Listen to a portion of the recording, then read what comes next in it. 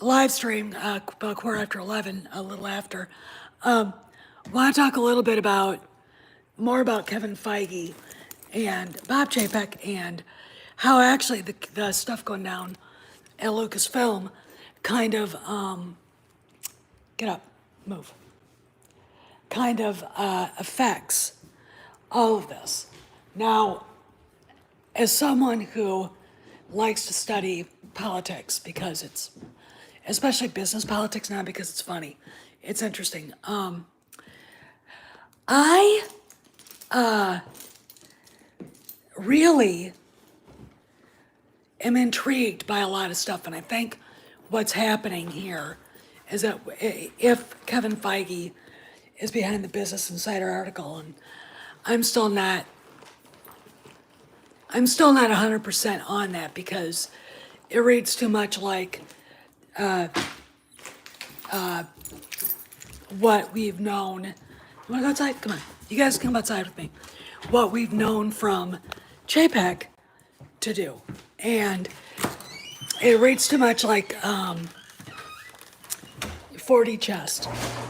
So, 4D chess. So, what I'm seeing here, I'm outside now, because I gotta get in the car. What I'm seeing here is, I think if it is Feige, he's terrified. Let me explain why. No, you don't have to go anywhere. I gotta get my shoes. I bought some shoes and I had to hide them. Hubby wouldn't like it.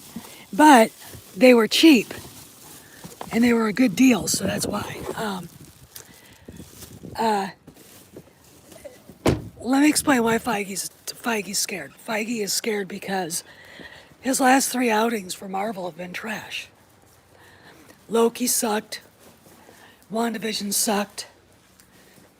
The less said about the timing, which I think he can be blamed for everything that happened with Black Widow, every bit as much as Disney. And the reason why is because, let me explain. The reason is this.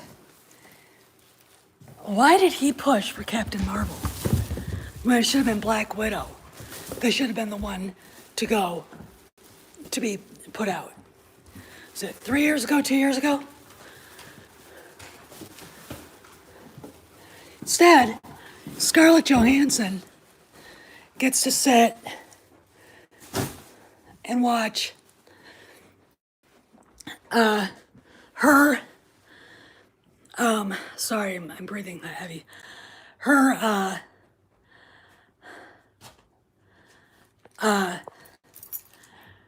movies sit on the shelf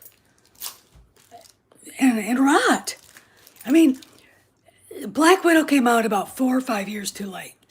I think 2 years would have almost been too late, but it would have made more sense considering the phase that Marvel was going through. But instead, we get Captain Bitchy Face. And no one liked it. You know, there's questions about how much it made really in box office and all the rest of it. Okay, I have a theory, and I'm gonna run with it because I've talked to other people who are closer to who are actually closer to ground zero in Hollywood, and they're not saying no. That Kevin Feige was schmutzing Brie Larson, and that's how Brie Larson got the role of Captain Marvel, and it got fast-tracked while Black Widow got shelved. Period, full stop. And, you know, I don't know if this ever occurred to Scarlett Johansson, but I'd be surprised if it didn't. And I honestly really think that it would be a good idea for her to maybe ask that question. Because it seems pretty obvious to me that, well, nobody wanted Marvel. I don't really know anybody who liked that movie.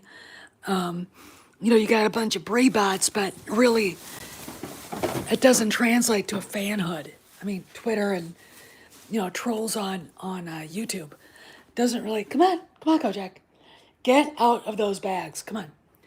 It doesn't really translate to a fandom. And now he's got a sock. Drop it, Kojak. That's my sock. You're gonna go in your house. Just a second. Oh God, this dog. Gotta go back up. Put it back where he found it. House.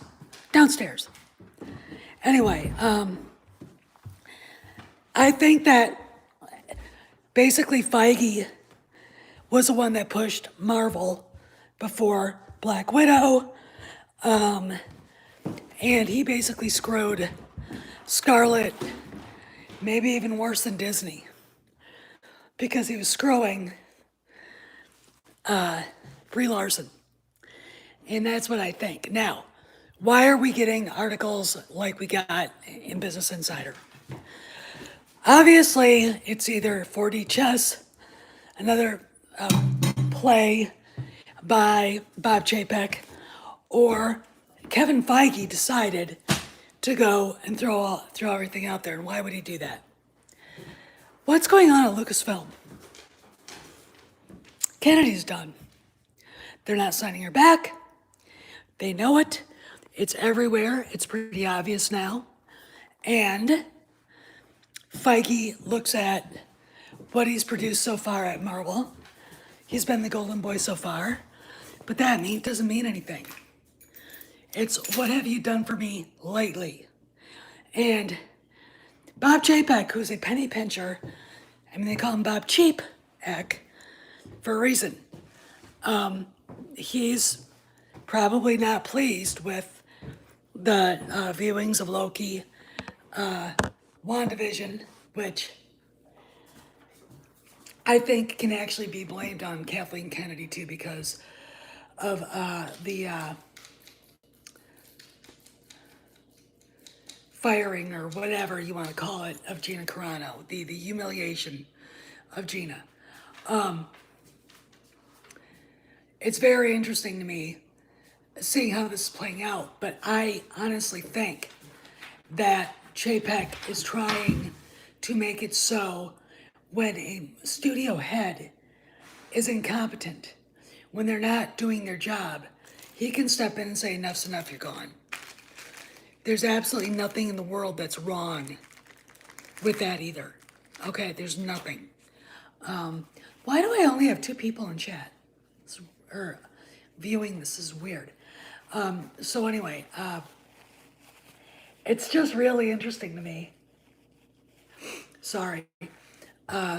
Watching this happen, but I think that Chapek is right to do what he's doing. I have no problem with him taking the reins, and because he is a money guy, and Disney needs a money guy there, there's been some doubt of having a retail guy there, but we had a content guy, and we got the Woke Republic, and we got the sequel trilogy, and we got WandaVision. Okay, so, and with no Doctor Strange showing up to teach her how to do magic right, because how dare a man? Okay, just a second. So we got all that, and we're watching that, and that was the content guy. That was Bob Iger under his watch. Now we got a guy who basically says we're going to a distribution model, which means we come first, me and you and everybody else, and that's the fans, which is the most important thing. I just picked I picked this up yesterday.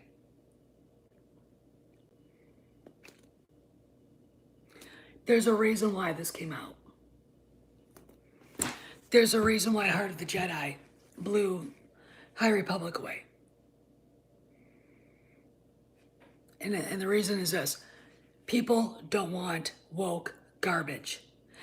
Bob Chapek knows that. And in fact, I wouldn't doubt that he is not woke himself. Okay? A lot of the Wokistanian shit going on at Disney, like the HR crap, the human resources crap, try not to be so white. That happened under Iger, and that'll probably go away. I mean, first off, it was embarrassing for Disney to be caught up in that, and I'm really glad to say that. But, you know, that was all Iger. So, and you could also look at the Business Insider article as being Bob Iger striking back, but I gotta tell you, when I read it, it was Iger that looked like the jackass. He looks like the bad guy in this. He really, really does. And I don't understand. What time is it? Because I'm not going to be on very long. My husband's going to be home in 20 minutes, half hour. I don't look at that article as being really anti-Chapek. And as far as Scarlett Johansson goes and the lawsuit, Disney came back and said she's going to get a lot of money from streaming, and she already made $20 million. When I look at lawsuits like this, it's not necessarily the person suing that has the problem, it's the lawyers. Okay? And Disney did not keep its end of the bargain. But Disney also has a point. Look at the lack of money that Jungle Cruise made last night. $2.6 million in previews sales. Pre-fodemic, it would have been 50, a lot. It would have been multi-million dollars in that, just because it's a movie I think people want to see. Disney has a point. Okay, they really do have a point. But they're going to give Scarlett her money. This will go to arbitration. The lawsuit's not going to go through. The judge is going to say, you guys sit down and hash it out. The lawyers will, and everybody will walk away happy. Does this make Disney look bad? Yeah. Does it make Chapek look bad? Yeah. But if you peel back the onion, who was the one that decided to go along with this contract for her? Bob Iger. And do we believe that the Disney people said they weren't interested in renegotiating the contract? I don't know.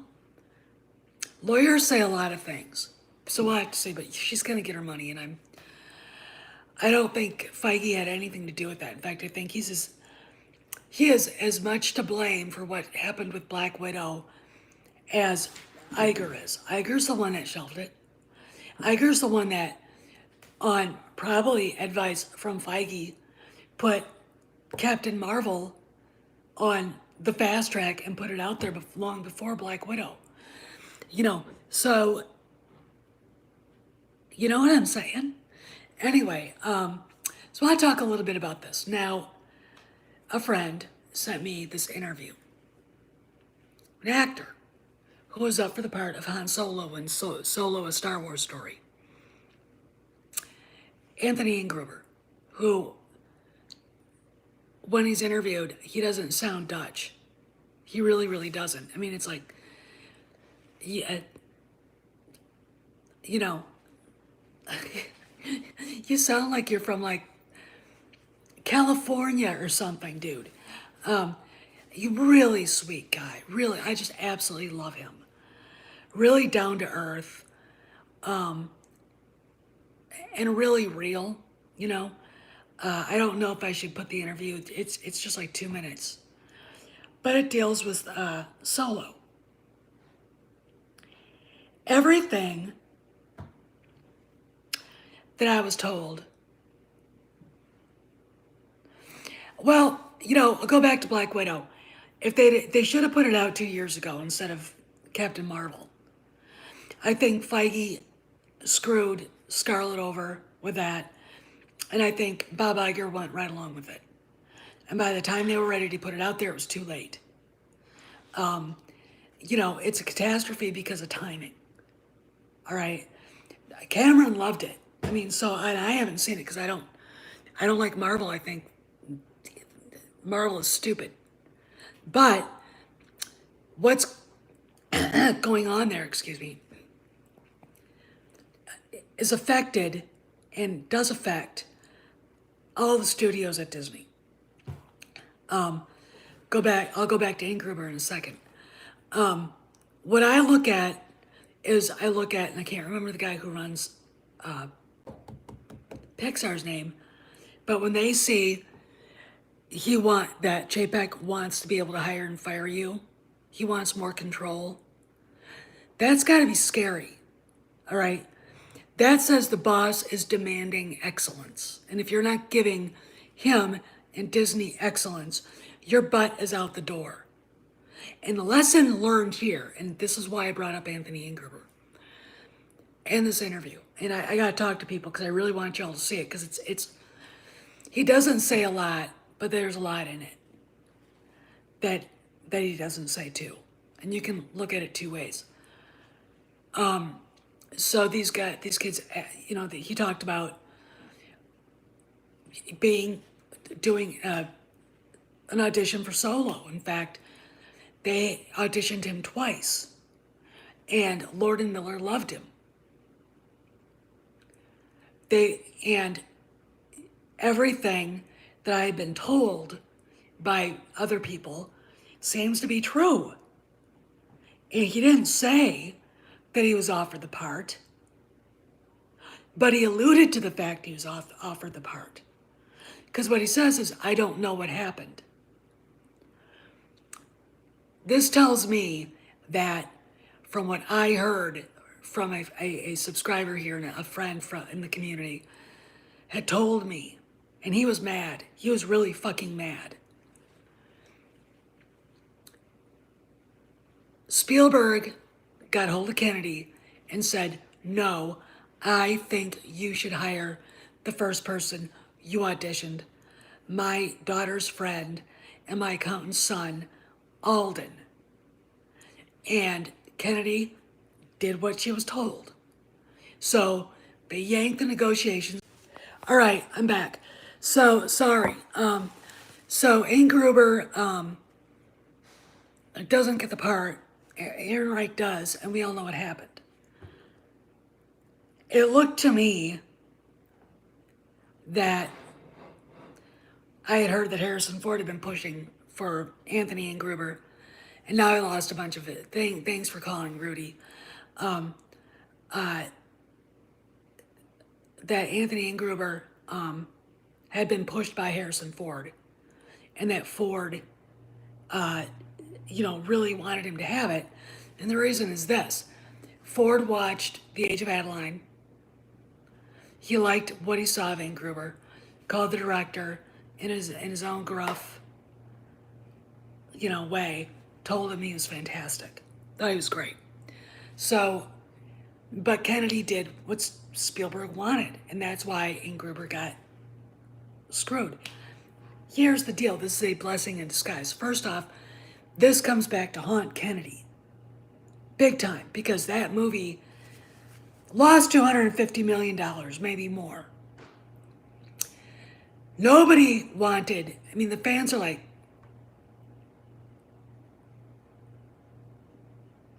when they saw Aaron Reich, I burst out laughing.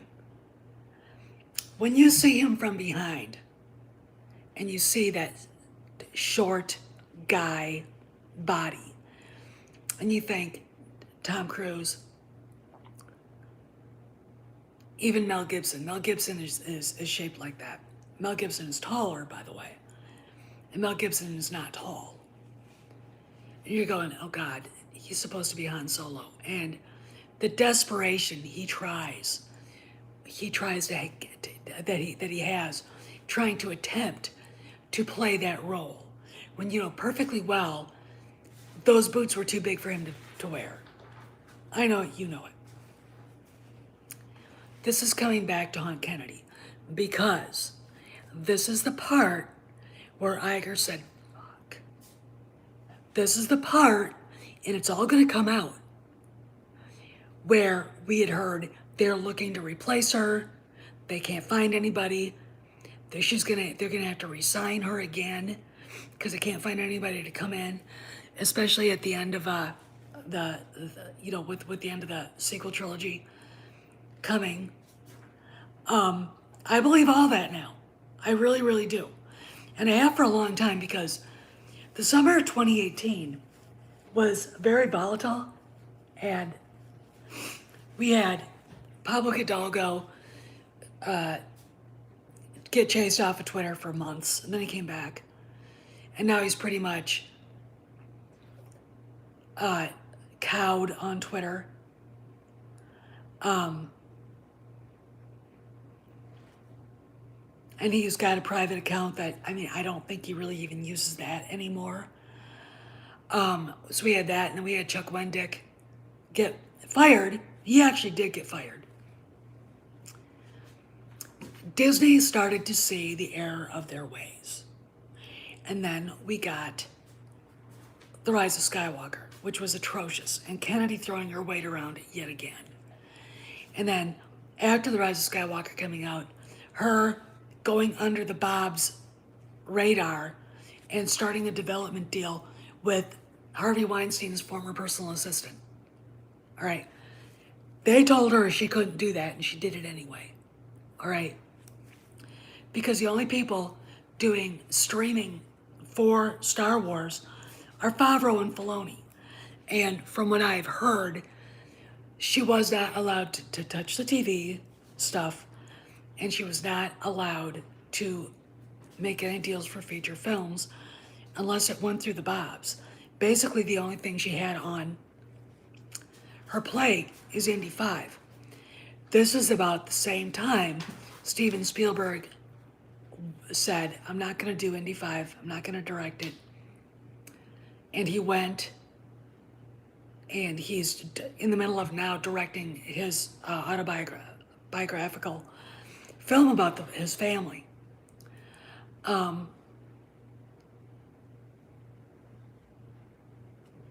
I think that a lot of that issue had to do with what happened with George Lucas. Because now I do believe that George Lucas did write and film a lot of what was in that mock-up movie that JJ showed the suits, and Kennedy had a shit fit. There's Raylo. Why in there? You know, all this shit. Okay. I'm going to tell you something else. Harrison Ford didn't come back for Kennedy. He came back for Lucas. Okay. And he even said, I will come back to Star Wars if they want me. He said that in an interview before Blade Runner 2049. So the idea that he was done with Han Solo is, well, as George Lucas says, they will create a narrative about you that you can't escape. And I've heard fans of his say shitty things without thinking, without even having any knowledge of the issue, all right? You got to read what the guy says in the aftermath. Larry Kasdan himself said he didn't really want to leave. Lesson learned. Lesson learned. You know, the guy showed up for Star Wars 40th anniversary. No one thought he would be there.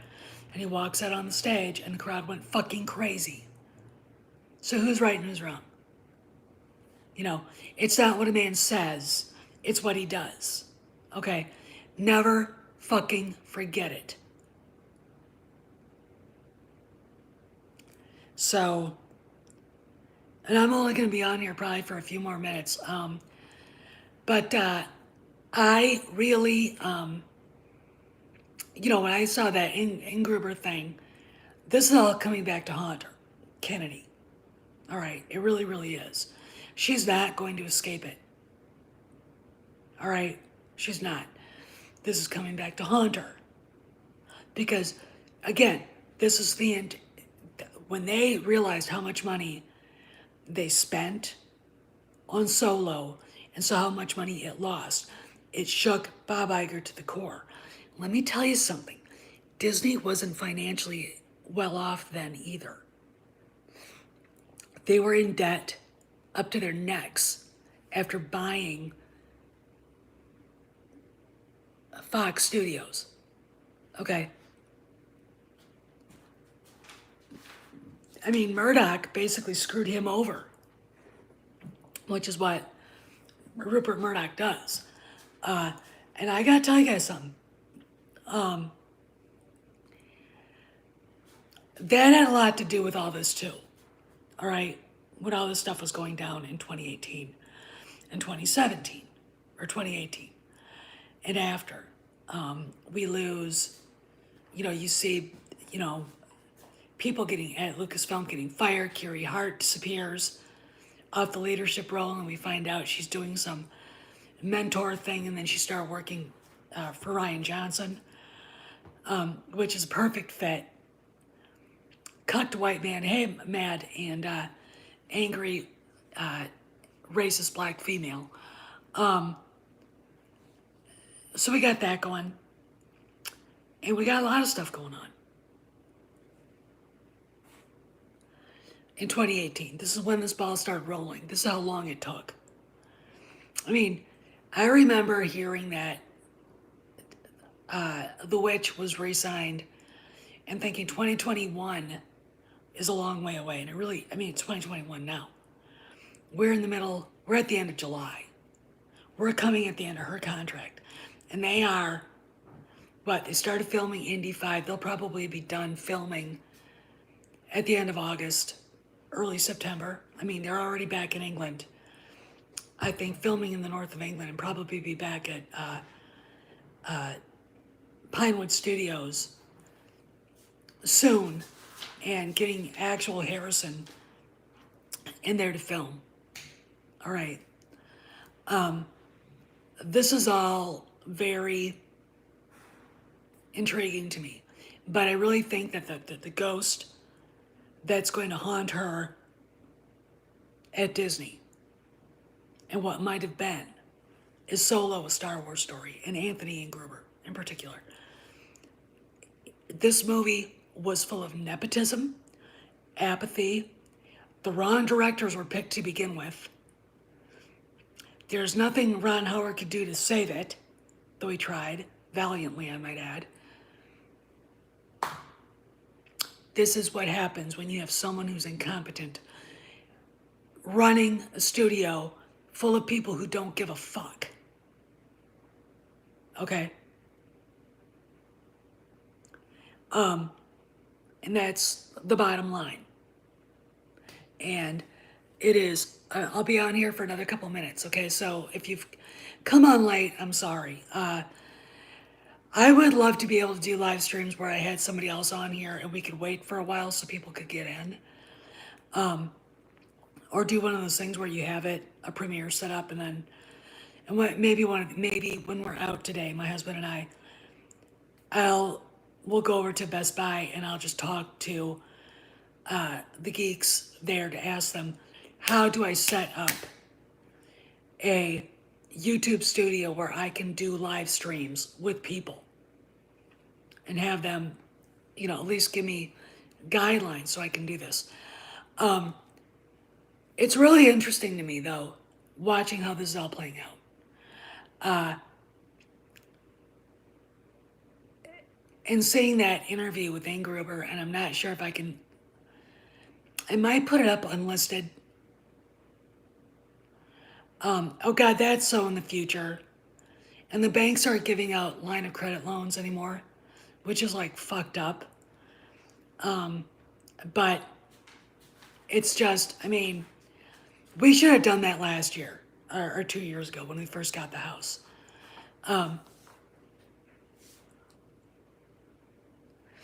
Well, I'll tell you, they can, like I said, if Doomcock is right and they're putting Solo into the what if pile, and I got a good idea that we are definitely going to see Han Solo in Andor, and maybe even Boba Fett.